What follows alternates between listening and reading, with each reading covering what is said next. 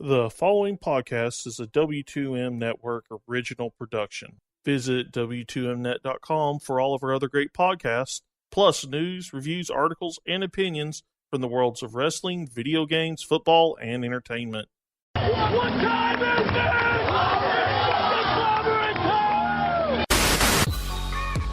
There is nobody that holds a candle to the king.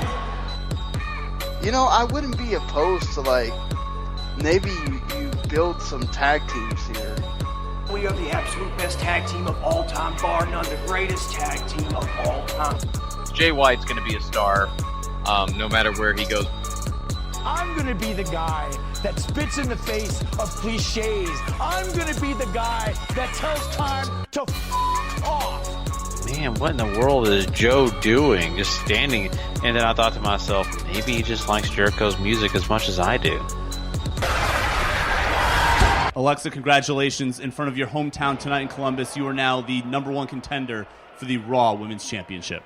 Of course I'm #1 contender. Doesn't matter if it's SmackDown Live, Raw. I always said that I was going to take over the women's division, and I proved it here tonight.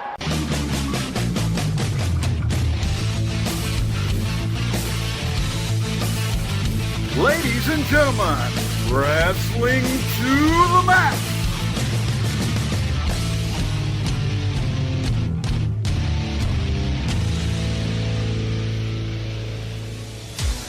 And your hosts, Gary Vaughn, Sean Garmer, and Paul Leeser.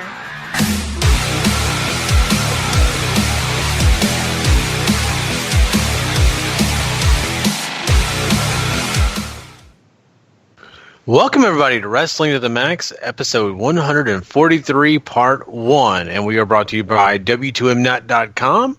Also, don't forget to go subscribe to Wrestling to the Max. And, of course, that's at iTunes, Stitcher, or wherever you get your podcast. Make sure you go do that now.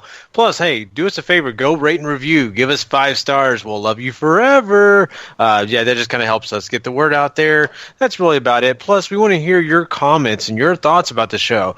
Trust me, we take everything you give us and we try to do our best to make the show what's good for you, the best way for us to help inform you about different things, or maybe we can learn something from you. So please do so. We appreciate everybody that's already done that. I'm your host, Gary Vaughn. Of course, with me is Mr. Paul Leeser. Heyo.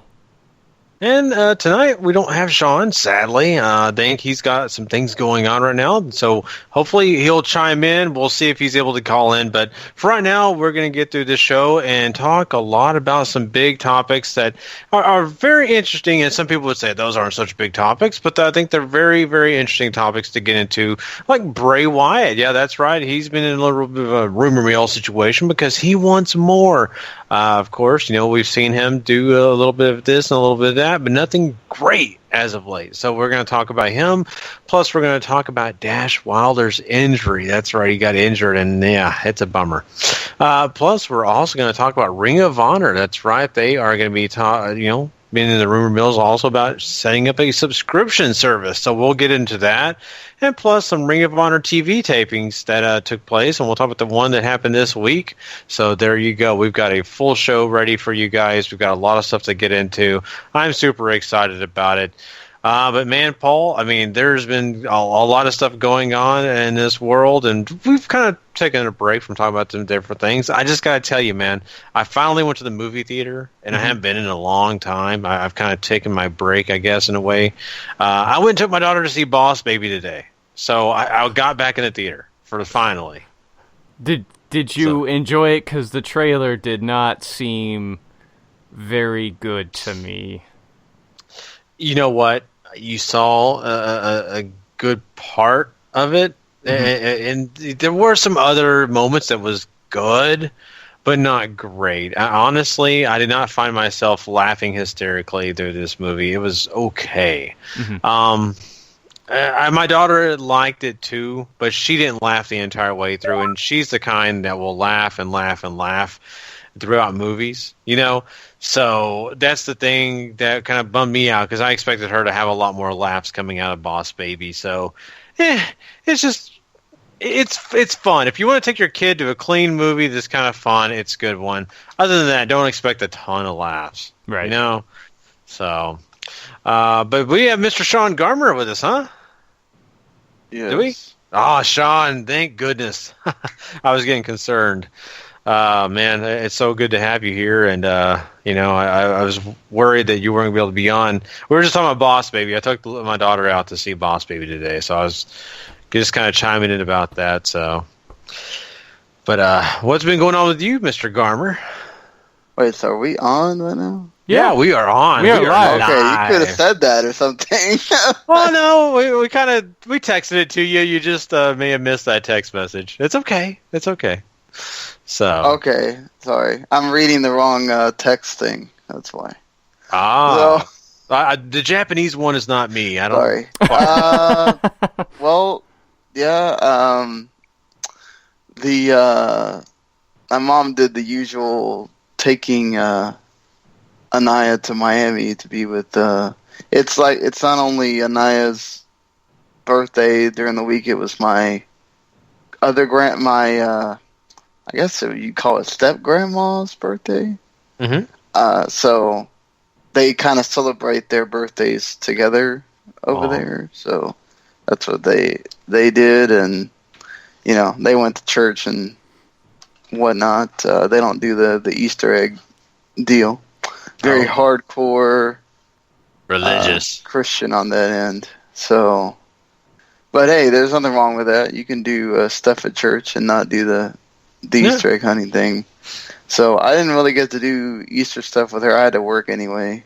But at least she got to enjoy it and got the nice surprise that all of a sudden she likes sleeping in her room.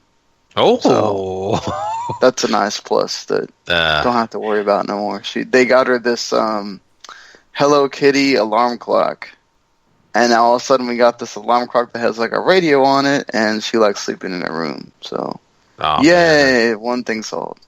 There you go. Now you just got to get her to years of her having to sleep with grandma or me or somebody else. Hey, that's awesome, man. So you got that thankfully problem at 6 years old. Finally growing up, I guess, right? That's true. Now you just got to get her into, enjoying Zack Ryder matches. Right. So. But anyway. Sean, can you hear us? I don't know if Sean can hear us. I think he's having some issues here. Hopefully not. Man, Paul, anything going on special with you lately? Not really. No, just been hanging out, bowling, doing other stuff, work, all that, whatever. Yeah, kicking it real with the bowling league. That's awesome, man. That's really cool. So we just want to share a little bit. I didn't even mention the whole Jesus thing. I got to play Jesus this weekend, so I'm feeling very holy in this episode. But yeah, whoever did your Stigmata makeup, by the way, did an incredible job. Thank you. It's my friend Melody. She does an excellent job. So if you live in the DFW area and you need a makeup artist, I know a really good one. Yeah, she's phenomenal, and those pictures look great too. But yeah, I kept thinking to myself, I'm the Walking Dead. Yeah. Get it? You get it? Oh, that's so sacrilegious. But anyway, guys, we have a lot to talk about here, and we are going to talk wrestling, so let's do it. Let's go ahead and talk some quick hits really quickly here.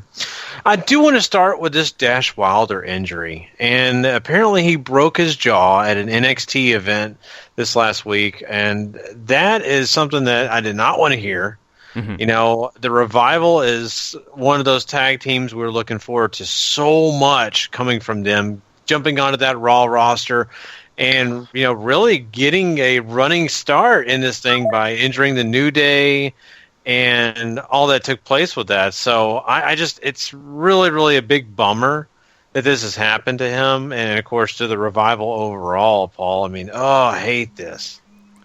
Yeah, this really, really sucks. They were getting lots of wins. They were looking like they were going to be the next feud after whatever they were going to do with Cesaro and Sheamus here. And suddenly that's out the window, which is super unfortunate. So, at least, July isn't like next year or something like that to where it just completely derails them. But it's long enough to where maybe some acts get hot enough and suddenly your plans aren't as important as they were or whatever. But as I said in the Raw review too, this could actually work out to their benefit. Say by July that they have all the legality stuff worked out, and we can get the Broken Hardys on WWE television. Suddenly, the Revival coming back in with the Broken Hardys running about just got way more interesting. Oh yeah, for sure. And with this whole legal situation with the Hardys, I mean, that's our best hope, right? Because other than that, I mean, you're going to have some of the same stuff we've seen so much already on Raw. And that's not appealing at all. So we've got to have the Hardys do some other things to kind of make this thing even more interesting, And so I feel like, the Revival can come back, and they can probably come back strong. It's just that I hate that this is a big hiccup for them this early in their run, Mm-hmm. And of course, you can't help injuries. We've seen this with Finn Balor. He wins the Universal Championship, and the next thing you know, he's gone for an entire year. And we've seen this with other NXT stars coming up and just finding their way to that big, stage and then getting injured. So I hate this. It's a big deal for, fans of the Revival. I mean, Sean, are you with us? I can't hear Sean. We've had some audio issues all of a sudden out of nowhere where Sean can't hear us. So Sean, if you can hear us at all, let us know. But yeah, I mean, I don't know, Paul. I mean, here's the thing. Do you think hey, Sean, can you hear us? Okay. I thought it was him saying something. Do you think this is going to mess up the Revival at all? Like, do you think this is going to get people where they're like, oh, who are they again? Or do you think they can kind of rebound from this? I mean, they haven't super established them yet. They've had the one thing with the New Day. They've had a couple of wins here or there, but it's not like they're super set into a program or anything like that right now, especially after the Superstar shakeup where the New Day got moved and all this stuff. You do lose the little bit of momentum they had, which is very unfortunate, but hopefully, like I said, July is only, 2-3 months away. Like, I don't feel like it's so serious an injury that it's going to be like 8 months and suddenly nobody remembers who these guys are as far as casuals go or anything like that. So I think they'll be okay. But you never know this day and age either. Yeah, you don't. It sure is. Once again, a big bummer. We'll be, following this story along and really just kind of hoping the best for the Revival, because this is a team that I really feel like they were going to give a lot of depth, and they were going to also be a new spark for this Raw tag team division. Mm-hmm. And with them no longer a part of that, I'm just so concerned we're going to kind of see the same old same, and that is not good, at least in my book. Because we just talked about this when we did our Raw review. We kind of talked a little bit about that. We had a match that I kind of felt like we'd seen too many times already, so we'll get into that, and we'll really kind of figure out, from here. But I think that they need to get back as soon as they can.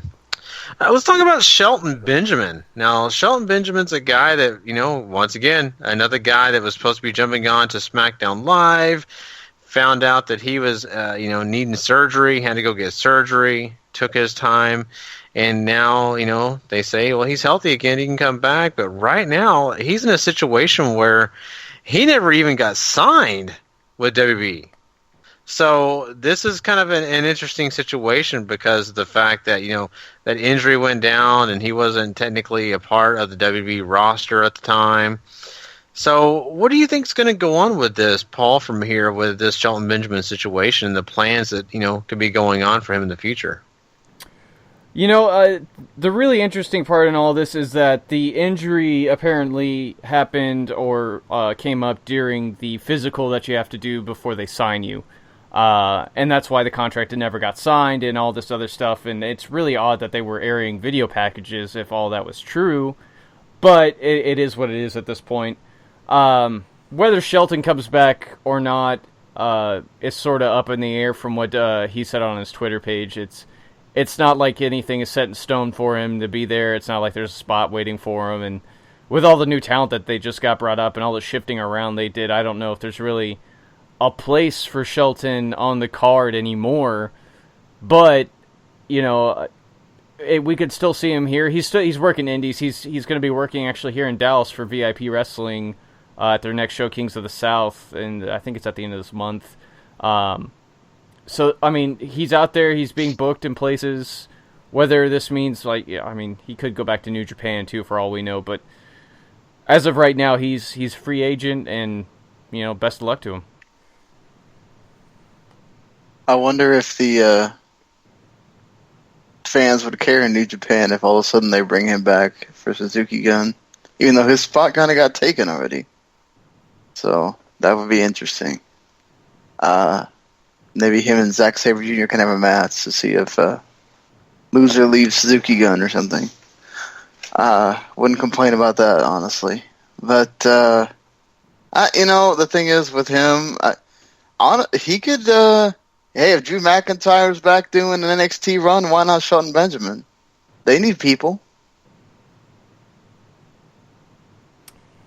Where's a spot in that show, though? Like, I feel like after everything that's happened recently, and you know, they have, like, they freshened it up some and moved people along, but I don't see Shelton fitting in there well either. Like, there's always a spot for somebody in NXT. They can decide to take one of those squash matches off and have him on there. I just don't. If you're going to make a spot for another older guy to come back because he's having sort of a indie resurgence, I mean, couldn't you say the same thing for Shelton? I don't know. If you want to just have him on your roster, I'm just saying, if you want to just have him on your roster and you don't have a spot for him on SmackDown or Raw, it's something you can do. I mean, you're not wrong. It's just it doesn't really interest me to see him in NXT at all, to be honest. Yeah, I mean, you know, they could add him to NXT. They could do different things with him. It just makes me really wonder if their interest is waning since they had first started this conversation.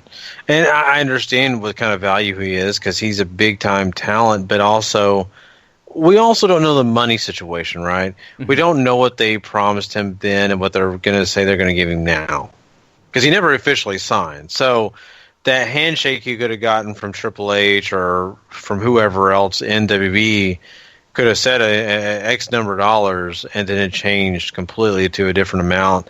And now that they've had their whole change up on their rosters and everything has kind of evolved, he's no longer a priority. He's no longer a big deal after WrestleMania or during WrestleMania. So that could be something that we really haven't mentioned about it. That could be a big part of this as well. And I mean, I haven't seen Shelton Benjamin complain, say anything bad in WWE, you know, blah, blah, blah. I think maybe it's just not working out right now. It could maybe a couple years from now, maybe a year from now. Who knows? I just wonder if maybe WWE decided that, you know, because remember they were supposed to have all these, and I mean, they could still show up for the tournament or whatever and not show up for anything else, but they were supposed to have all these, you know, Kelly and Eve Torres and all these people come back, and they didn't come back either. Maybe they, with all the people they brought up, they said, we don't need all this. You know, same thing with like the Headbangers didn't stay very long. They decided we don't need all these veterans coming back, and they decided, oh well, we're just going to stick with the NXT guys, and Shelton, we kind of don't have a spot for you now, and you know. Who knows what it is. I still think that he could help the people coming up in NXT if you want to have a guy or don't know that he'd want to be there to be a trainer or anything like that. But again, if you want to give him a spot because you feel bad that he got hurt, if that's ever a conversation you have, but I'm just starting to wonder if they decided, well, we don't need to, because remember that was a big deal. Like at first they wanted, that's why Jinder was there, and I have a feeling if let's say Kurt Hawkins or Jinder are having the same problem, they're going through this too, because they may not have a job right now if we're talking about a few months down the line after the brand extension has worked, and they go, well, I don't know that we need all these people coming back from before. Just let's use people we got. Yeah. No, I think you're right on that. They're looking at, I'm sure multiple situations and the talent that they have, and I'm always interested in how they do that, right?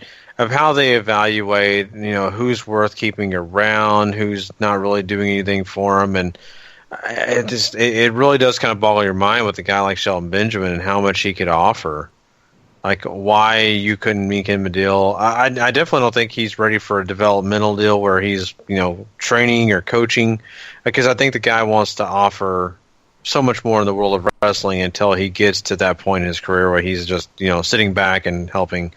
So, I don't know. It's very interesting, and I think you guys brought some great points to this. We'll have to follow Shelton Benjamin and kind of see what he actually is going to do, but I would love to see him in New Japan again. I wonder if... All I could think of is him doing something with, like, they didn't do anything with Kurt Angle in American Alpha. I wonder if having Shelton, do something with American Alpha to spruce it up a bit, or it's the only thing that comes into my mind other than just being a guy. Yeah. Here's the thing. I don't understand why Impact hasn't got this guy. Like, he's a free agent. Why not? Why don't they have him signed to a deal, right? They're supposed to be, making a big deal about the fact they've got so many new talent. I get it. They're using a lot of Jeff Jarrett's guys from his Global Force Wrestling, but come on, you can still add a guy like Shelton Benjamin and really boost your roster up, I think.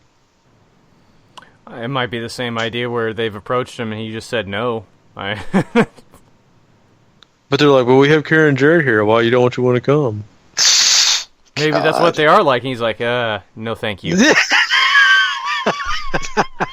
It's like, what is the plus side there? Yeah, really. Like, I'd rather go hang out with Bobby Fish. So, but who knows? We'll see what happens with Shelton Benjamin.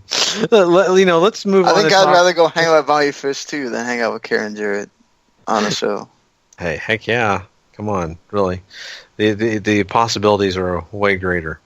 But I want to jump into what, is going around when it comes to the world of rumors, and that's about Bray Wyatt. Now, Bray Wyatt has been a guy that we've seen kind of do it, he's had to do whatever the company asked him to do, and when it comes to these storylines and all the above. But there's rumors that he's really lobbying backstage that he needs more, that he needs to have, better storylines, that he wants some things creatively different so he can get back to where I think he felt like he once was. And it's just been a kind of a weird, I don't know, I want to say a downward spiral, but it's just kind of a weird flow of his career right now and the situations that they put him in creatively. This is, once again, it's a rumor, so we can't say that this is a fact or this is something that we've, got official word on. But how do you feel about this situation overall? Because I'm really kind of curious how you guys feel about Bray, but not only that, how you feel that the guys backstage in that creative department feel. This is kind of interesting because apparently they never reached a decision about who was going over in the World Heavyweight title match at WrestleMania until the day of, and that really frustrated him because apparently they went back and forth on whether he was going to retain or not. He's also very apparently upset about the move to Raw because he feels like it's not as open and there's not as much for him to do over there for whatever reason. But I can understand the frustration whenever you're in something so hot with Randy, and then suddenly they just take all that momentum away, and you're sort of left scrambling, doing promos about a guy who's not even on the show and you can't interact with face-to-face or anything like that. So I understand the frustration. There's a lot for him to do on Raw with a bunch of the new guys. It just all depends really on how far they're going to let him go. There's obviously he's feuded with pretty much everybody over there except for Seth and Joe and some of the other, newer guys that they have in the top of the card. But it's not like they can't come up with something or whatever. But him and Finn is an insanely intriguing idea too. But he's not going over Finn either. So Yeah, especially if they're having Finn go out there and be in squash matches on Raw. You're not having Bray just go on and win. That's the thing, though. It's weird. It feels like he should have said this a long time ago, right? Or that this should have come out a long time ago. And it's weird that we're just hearing about this now, or maybe he's just finally gotten vocal about it now because he finally won the championship, and then you don't really seem to know what's going on with him, and that's not good. Like, I understand on his perspective, you're the champion, you're telling him that he's going to have this sort of longish run with it, and then he loses at WrestleMania like we all thought he would, and it's just like, I'd be pissed too.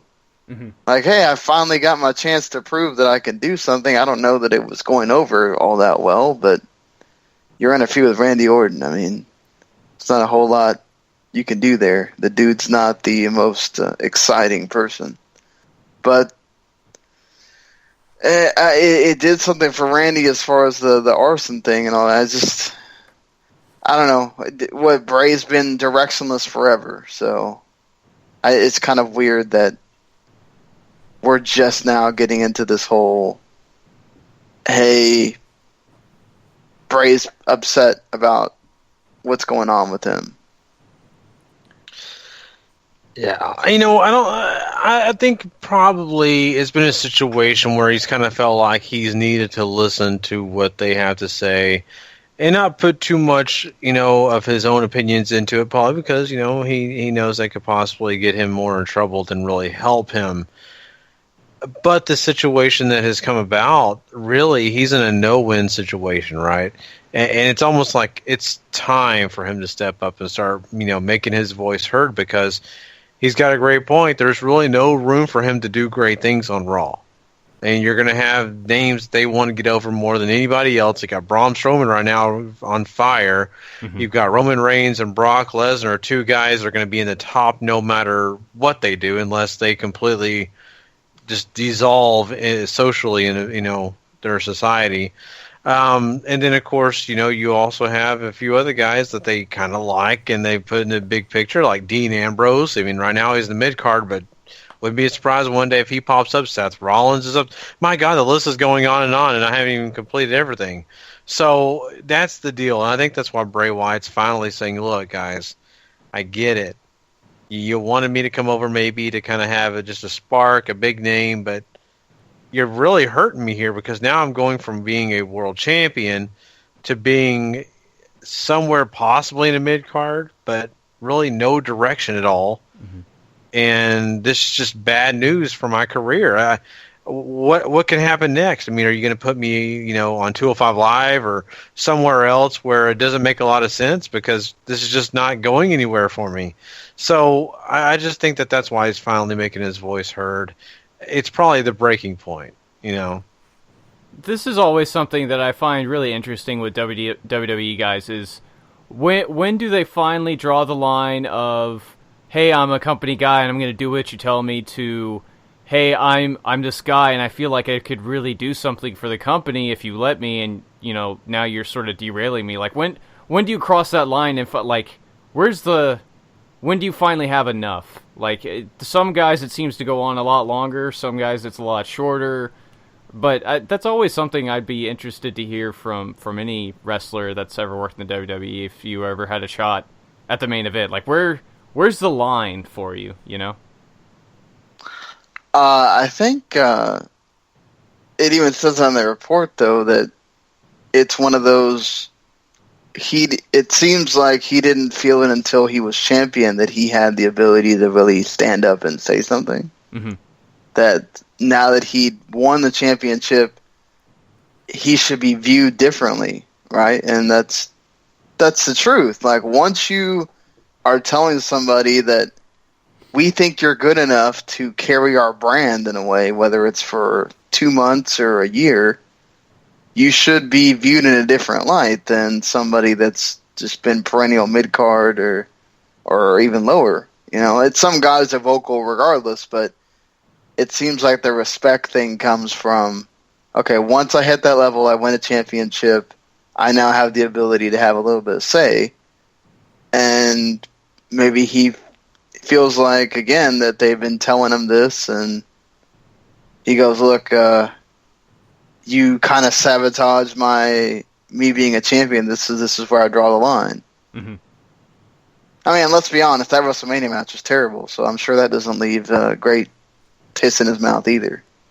Right, but like we were saying earlier, like, he's been sort of mishandled, I think, since the Cena feud after that, so, like...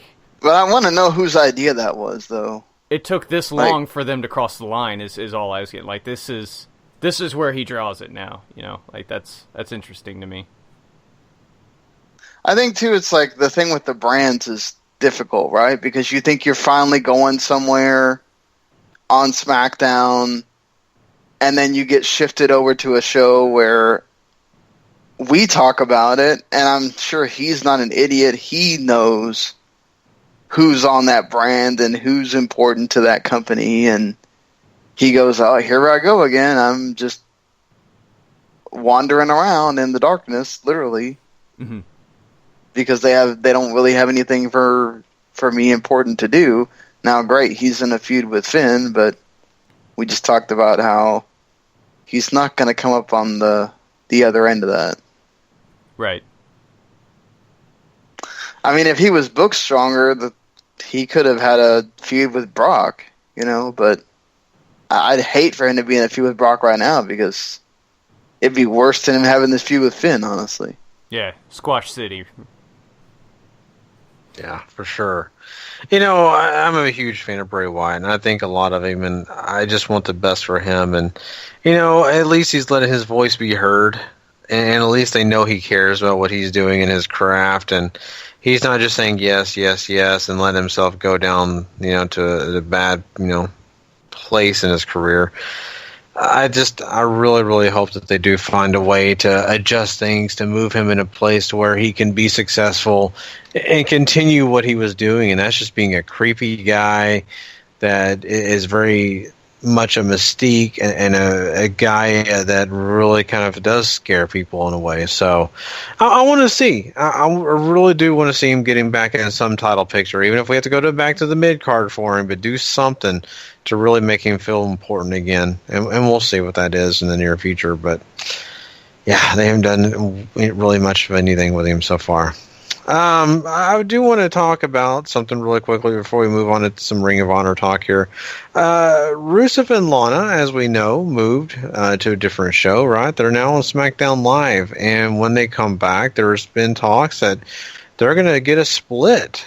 And with these two superstars, it could work in several different ways, but, I mean, I think that they could, have some success with Rusev without Lana, because, they've done it before, really.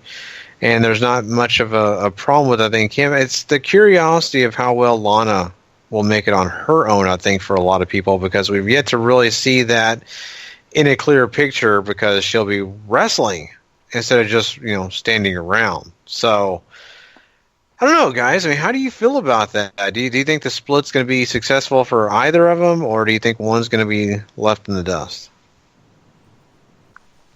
It didn't really work out well for him the first time around. Rusev sort of... and granted, they weren't booked strongly either. Like, Lana became side piece for other people, and Rusev just kind of dilly-dallied around, and that was it.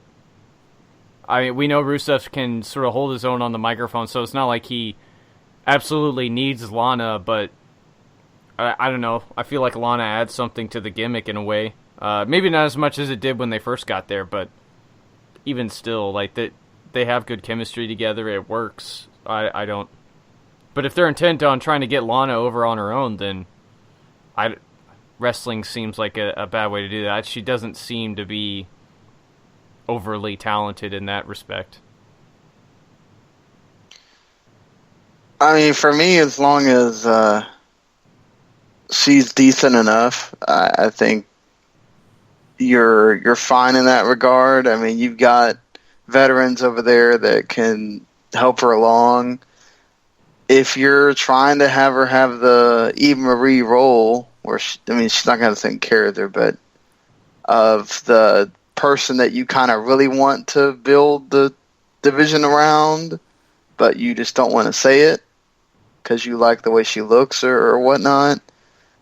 At least she's been trying in NXT, and we've seen her be on house shows, and she was decent in that WrestleMania match where she was obviously protected being in a multi-person environment, but I don't have a problem with it. I don't see why they have to be split up in order for her to in order for her to wrestle, unless we're going to split them up entirely from the fact of all of a sudden Lana is not going to speak Russian anymore and all that kind of stuff, which we've talked about a bunch of different times of, they're going to pull that trigger. They already did it on Total Divas where she's just completely herself. She makes no bones about she's playing a character, and she turns the accent on when there's something WWE related, and then she's the American girl trying to get married on Total Divas. So, could they go? I mean, we've seen them do this, right? With Total Divas involved, they automatically make this assumption that you're watching it, and all of a sudden, hey, Lana's here, and hey, she's not Russian anymore, or whatever. I hope they don't have to make them like split, as in they're supposed to try to make it seem like they are having some kind of problem in order for Lana to wrestle, but let's see how they handle this. I'm going to be kind of upset if Vince is still in this mode of I'm gonna screw him up, damn it, and make it seem like they had to split up in order for Lana to do her thing. Hopefully, it's just one of those where she just says, "Hey, Rusev," or Rusev just tells her, "Hey, let me do this thing on my own." And then she, I don't know how they could present it in storyline about Lana wanting to wrestle and Rusev being okay with it, but I'd hope they go that route, not some contrived "I hate you now" thing. Yeah. And it's going to be kind of interesting if they do that, and do that whole process again. And I'm just, really curious to see, if they're going to try to completely overhaul Lana's character and do that, or if they're just going to do that slow kind of change and just kind of say, you know what, I don't want to be the same. It would not surprise me if we don't even see them together. Like, they kind of just do their own thing immediately. But, on the other hand, I can see the other way as well. So I just thought it was interesting, I really did, because, we've seen them together for so long now, and it's just going to be so different, seeing Rusev be the guy he is, and especially with them doing that whole handsome Rusev thing. Are they going to keep that up? That's another question too, So, well, I want to, kind of throw out something that's kind of interesting as well. Ring of Honor has been talking about doing a subscription service. And this is kind of interesting because of the fact that they do have kind of their own thing going on their website, but nothing like they're talking about here, Paul. Yeah, it's just a development. Like, it's not a sure thing. It's also, another rumor thing. But, I mean, it's the big thing that's been holding them back from even releasing their full content as video on demand on their website or anything like that was all the copyright claims they have from using studio music and mainstream album stuff like that. So that's been a big deal, and they would obviously have to dub over all that if they're going to release all of their content. And I feel like it's harder for companies that are like Ring of Honor. I mean, Ring of Honor certainly has more content than everybody. They've been on TV for a while, so they have all that. They have their old shows from way back too. So I mean, there's plenty for them to put up there. It's just, I can't imagine this is going to be all that cheap, especially them having to dub over some 100, 200 shows before they get to the part where they started using, where they started licensing music in 2009-ish.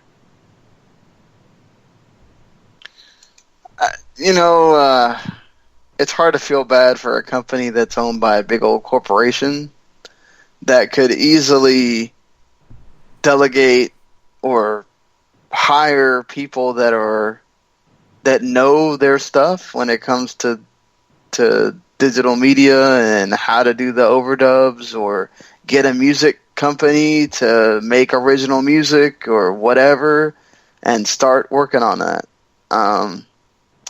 WWE does it. Yes, they have a lot of experience doing it. But again, it's not like there's not people out there that Sinclair could go find to start building this up if they really want to make this happen.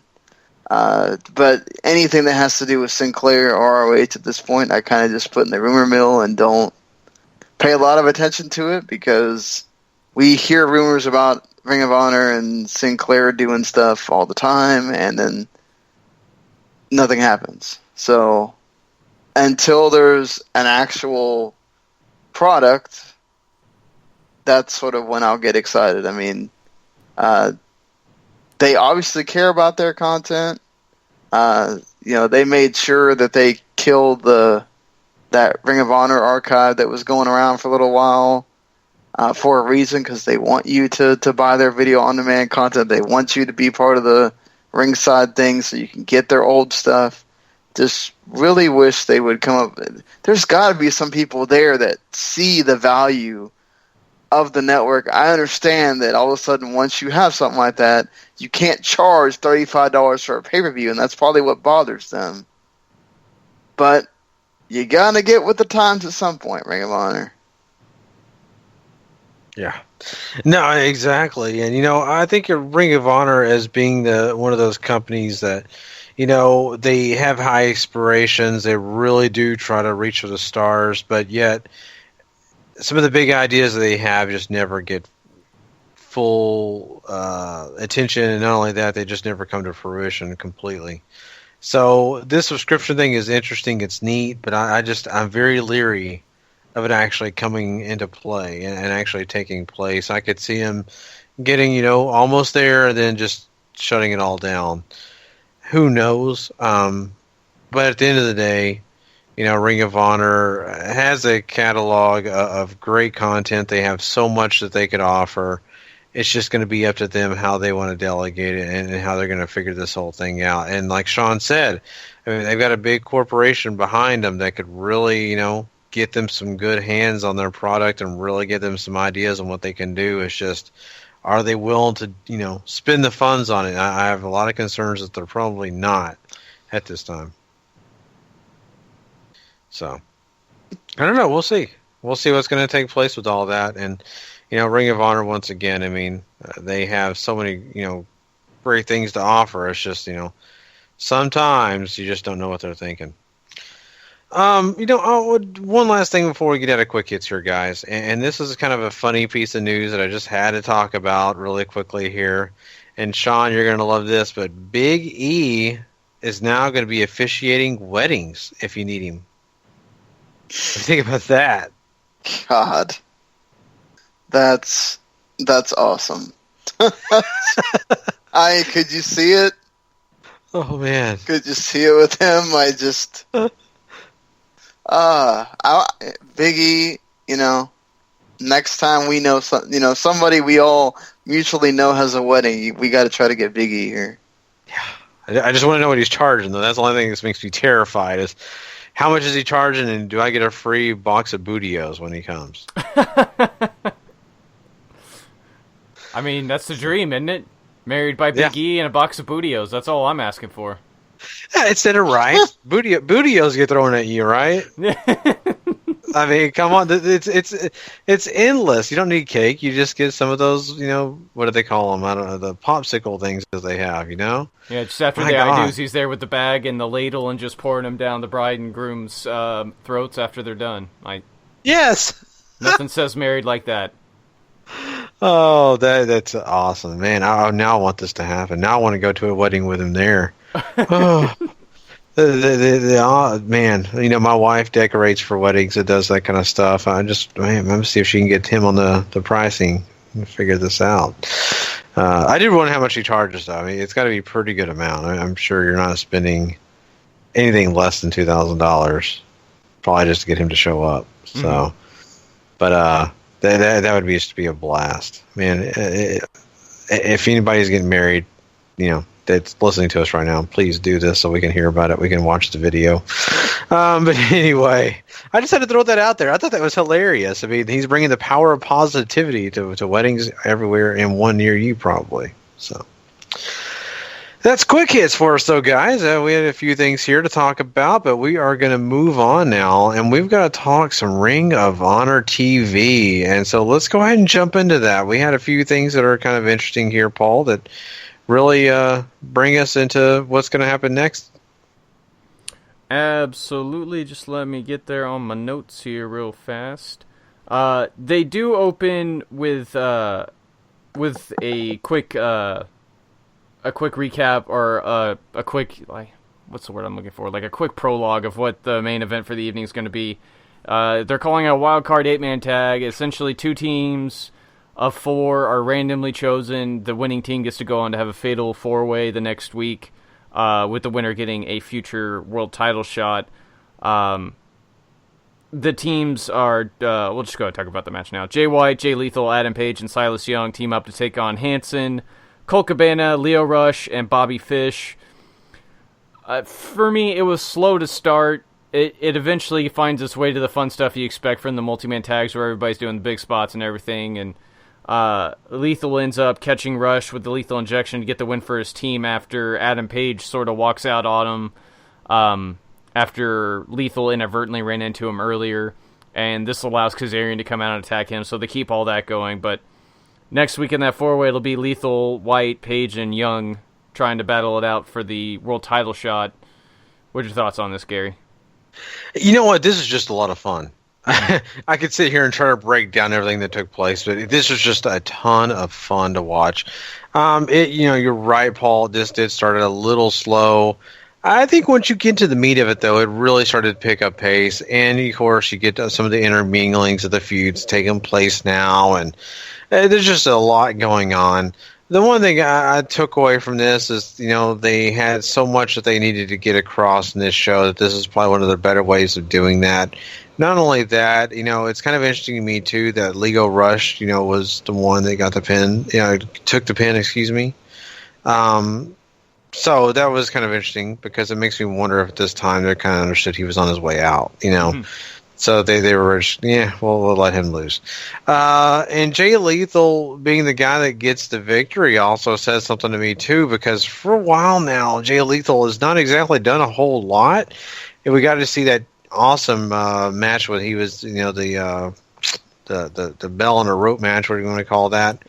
That was great between him and Cody Rhodes, but besides that, just has not done a lot. So it was nice to kind of see him get a little bit of a victory here, look good. Everybody else involved was just awesome. I think it was pretty solid for the most part. Yeah, Lethal, I think, still has the title shot that he earned from the 15th anniversary show, too. I don't think he's cashed that in yet, at least as far as I'm aware. So, if he happens to win next week, does that mean he has 2? Or are we just going to forget about 15th anniversary? I don't know. But it seems like very WWE of them to do that, right? Yeah, it would be. Yeah, please don't do that, Ring of Honor.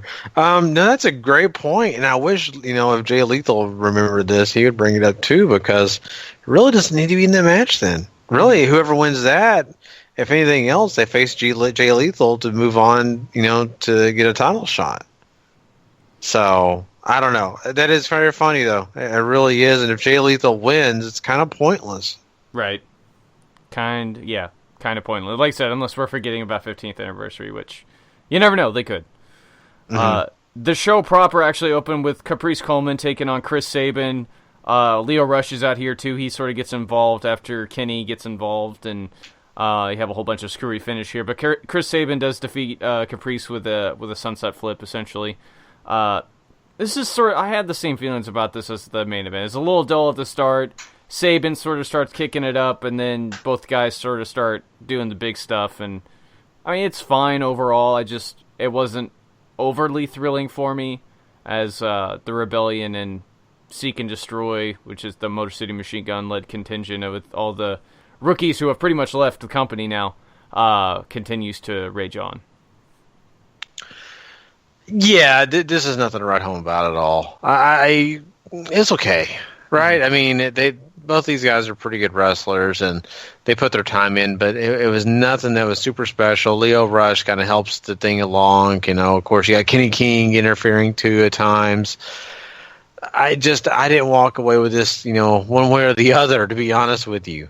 Mm-hmm. So, it's nice for, Chris Sabin, but besides that, it is what it is. Exactly. We get some recap of the 6-man tag team title match from the last week's show. They also let us know that the Top Prospect Tournament finale will be shown next week on Ring of Honor TV as Josh the Good Woods takes on John Schuyler. So, got all that to look forward to. Last little bit to talk about here. Cheeseburger and Will Ferrara team up to take on Repugny Vice. I really enjoyed the crap out of this match. It starts out with the fun little bits with Rocky and Cheeseburger going back and forth. It builds up into some really great wrestling. Cheeseburger and Ferrara actually get a lot more than I ever thought they would during this, and it's not enough, however, for them to overcome as Cheeseburger eats strong 0, and they lose. And once again, Will Ferrara walks out on Cheeseburger after the match and doesn't even do the Code of Honor. So, incoming split for that team. Repugny Vice looks strong here. I like I said, I really enjoyed this. This is the best part of the show for me. It was a lot of interesting because of the fact that I kind of felt like this was a New Japan match.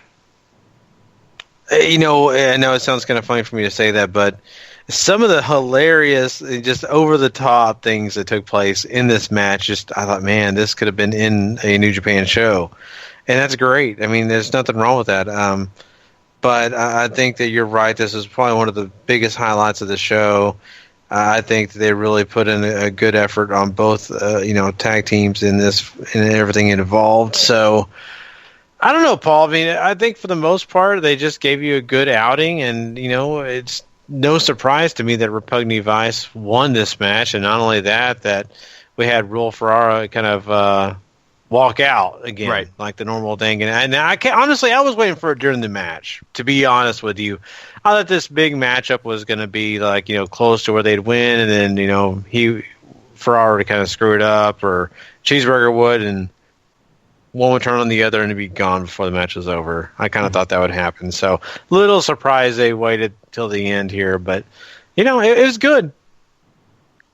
Yeah, I agree with you, and that pretty much covers this week's Ring of Honor. Not exactly the most exhilarating episode or the most important as far as stories and stuff like that goes, but hopefully, next week should be pretty awesome, so let's hope for best. Well, let's hope for better, even, if I can learn how to speak English. Yeah. It's because I mentioned Japan. That's the only reason. But anyway, yes, I can't wait for next week to see, what happens in Ring of Honor. But yeah, that pretty much wraps up everything we have for you tonight, everybody. We thank you for, coming out and joining us tonight. And of course, we'll be back with you guys on Thursday for part 2 of this show. Paul has a wedding to go to, so he won't be with us, sadly. But me and Sean are looking forward to carrying this thing and really getting you involved in some great discussions when it comes to Impact Wrestling, some other big wrestling topics to get into, and a lot more. So don't miss part 2 of this show. It's going to be a blast. And, of course, we also have the SmackDown Live and the 205 Live shows that will be taking place this week, along with NXT. Those review shows will be great, too. So trust me, you're going to be looking forward to those. Because they're just full of great content. Once again, W2Mnet.com. Don't forget about it. It's one of the best places you can go to find some of the greatest content when it comes to the world of wrestling and the podcast, and of course everything that we have to offer you guys. Also, once again, don't forget to subscribe to Wrestling to the Max. Go rate and review, do all that great stuff, and we hope that you've enjoyed your time here. And for myself, for Paul, and for Sean, if you guys aren't living life to the max, you're not living life at all. You know it. Later, everybody. Later.